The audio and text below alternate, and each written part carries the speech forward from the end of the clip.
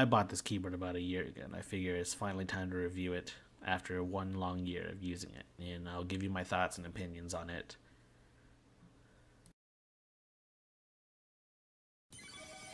The full-size keyboard has been around since the PC has, and quite frankly, it's almost irreplaceable for many folks. However, it seems as though the gaming market has shifted towards the TKL layouts. Enthusiasts have started swapping their keyboards out for a 60%, which are much smaller and more compact. I'm here to ask the question of whether or not full-size keyboards are still worth it, and a more interesting question is whether or not this keyboard is worth it. The Tecware Phantom comes in two different sizes, full size as pictured here, and a TKL layout that may be suitable for gamers. It comes in 3 switch flavors. I opted for Otemu Blue, but you can choose Otemu Reds or Browns. It's around $50 and it's fully mechanical, and it comes with RGB illumination. I say that's a pretty good steal regardless of who you are. The keyboard is quite thick with 2 C's, as is the braided cable. It's a strong frame with no deck flex whatsoever. There's absolutely no way you can bend this with your own hands. The switches featured here are Otemu Blues, and they're crispy sounding and they're quite clicky, just the way I like it. However, they don't feel quite as nice as Cherry or Gatoron switches, but the keyboard itself is also pretty cheap, so that's excusable. The keyboards are hot swappable, though they only support Otemu switches, which is honestly not the best, but there are some good switches out there, such as Otemu Icy Blues that you can get. I don't have any of those yet though. Here's a sound test.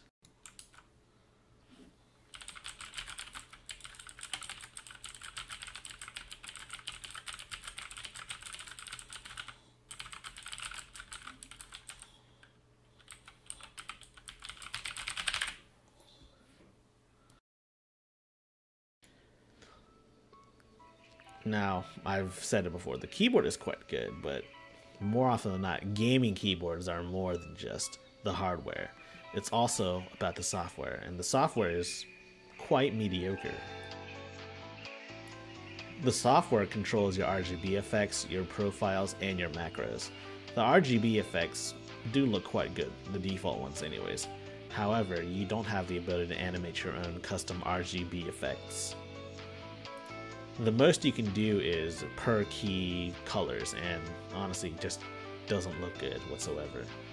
Your keyboard can switch profiles, which on paper sounds pretty good until you realize that the implementation is not that great. And since it's a full-size keyboard, you don't really need that feature whatsoever. You have to go into the software to change the profiles, which honestly defeats the purpose for me. Macro functionality is surprisingly the best part about this.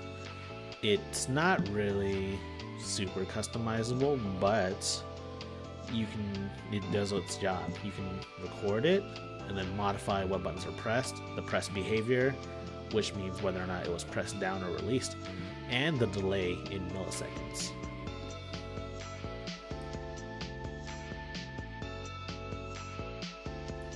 You can use a profile to bind all of these different macros to different keys.